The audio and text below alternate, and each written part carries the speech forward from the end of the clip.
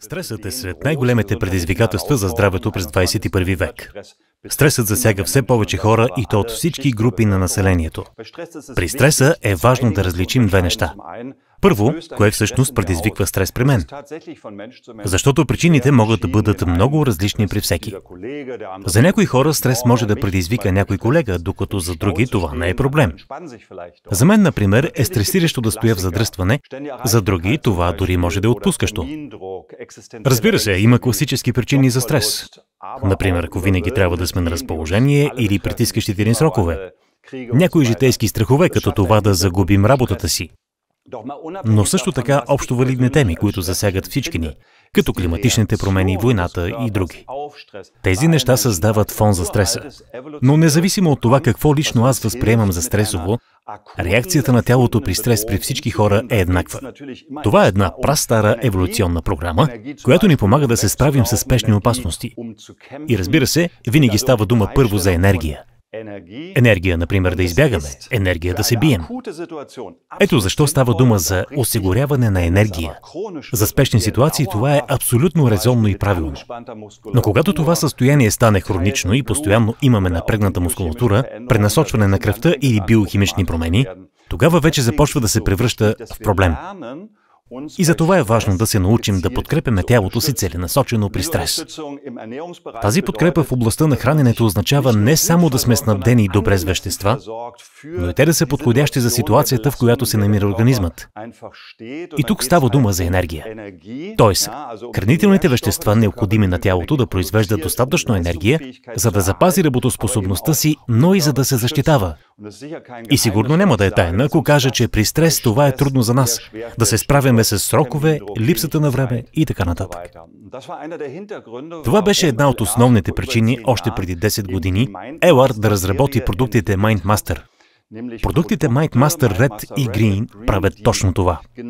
Те са комбинация от растителни вещества и микронутриенти, които подпомагат тялото при осигуряване на енергия, които също така защитават тялото.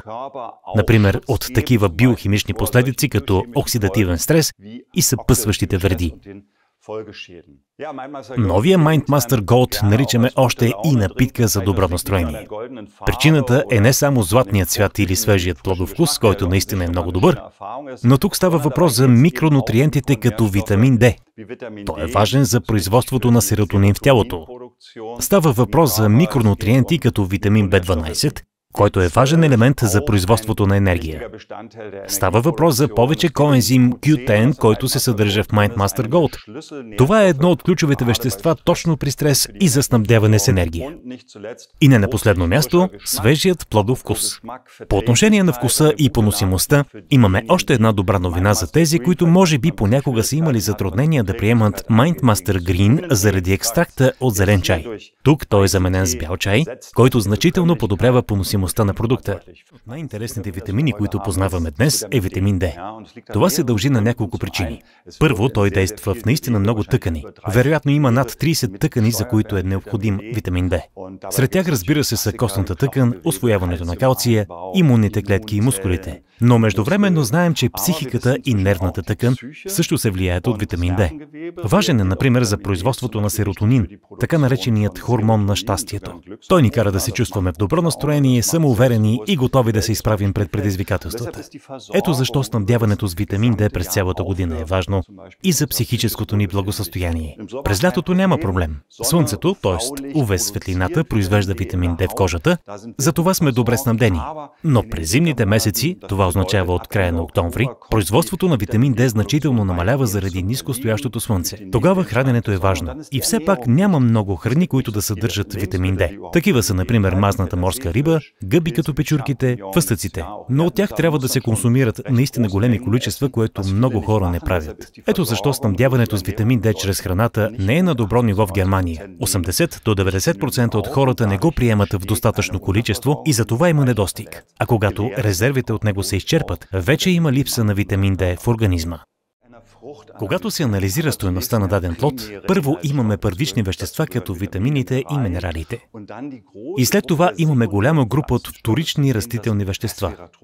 Едно такова вещество е резвератол. Това е много интересно, много силно вещество, което е и много добре проучено. Среща се в тъмните плодове, като касиса, къпината, тъмното грозде и съответно в червеното вино. Вторичните растителни вещества в своята съвкупност изграждат за нас вкуса, цвета и аромата, но за растението те изграждат неговата имунна система и го защитават, например, от вредители или от въздействието на околната среда, като UV лъчи, озона или токсини. Общият знаменател на тази защита е силното антиоксидантно действие на ресвератола. Защото оксидативният стрес е вреден фактор за всички живи организми. Специалното при ресвератола е, че действа в кръвоносните съдове, върху много чувствителната вътрешна обвивка на съдовете. Тъй като е толкова чувствителна, вредите от оксидативния стрес се появяват там в особена степен и с всички неблагоприятни последици. Така че ресвератолът има антиоксидантно действие, активира естествените защитни механизми на тялото срещу оксидативния стрес и също така действа срещу стареенето. Това означава активирането на ензима срещу стареене, така наречената теломераза. От храната ни се произвежда енергия, например за работата на мускулите, или за концентрацията, или за производството на топлина, когато навън е студено. Превръщането на храната в енергийната валута на тялото, аденозин-трифосфат, става в митохондрите. Това са малките енергийни централи на клетките. Те може да са по няколко стотин или дори по няколко хиляди в някои клетки.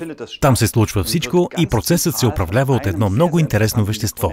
Това е коензим Q10. Той е в най-голяма концентрация в митохондрите и управлява така наречения процес на горене.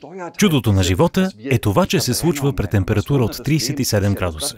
Q10 отговаря за това. Той направлява и катализира тези процеси и така произвежда аденозин-трифосфат. АТФ е валутата, с която се заплащат енергийните процеси в тялото. Всичко, за което е нужна енергия. Както споменахме, работата на мускулите, но също така процесите на заздравяване и регенерация, умствена концентрация. Q10 може и много повече. Страничен продукт от произвеждането на енергия са свободните радикали, които, когато не бъдат достатъчно бързо неутрализирани, водят до оксидативен стрес и съответни последващи вреди за тялото. Q10 управлява производството на енергия и защитава от оксидативен стрес.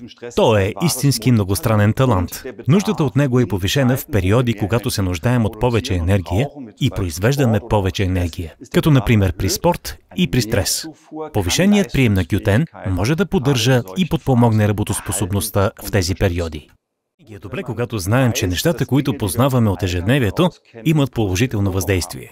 Куркумата е чудесен пример. Тя се съдържа в кърито и му придава характерния жълт цвят. Заради цвета я наричат още и жълт джинджифил. Знаем, че куркумата съдържа много вещества с положително действие, над 70. И това не са само витамини, минерали или етерични масла, но и, например, куркумин. Тази съвкупност от вещества има полезни ефекти за тялото.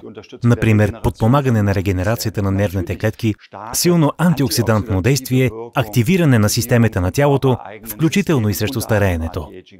Така че използвайте повече куркума. Освен добре познатите видове зелен и черен чай, има и бял чай. Той е много благороден вид и е любим на китайския императорски дворец. Той е специално обран и се използват само пъпките. Освен това е много щадящо обработен, само частично ферментирал. Знаем, че колкото по-малко е обработен даден хранителен продукт, толкова повече ценни съставки се запазват в него. В случая, например, това са ензими, също и катехини, които имат антиоксидантни и противовъзпалителни свойства. И също така, белият чай е по-мек на вкус и много добре поносим за стомаха.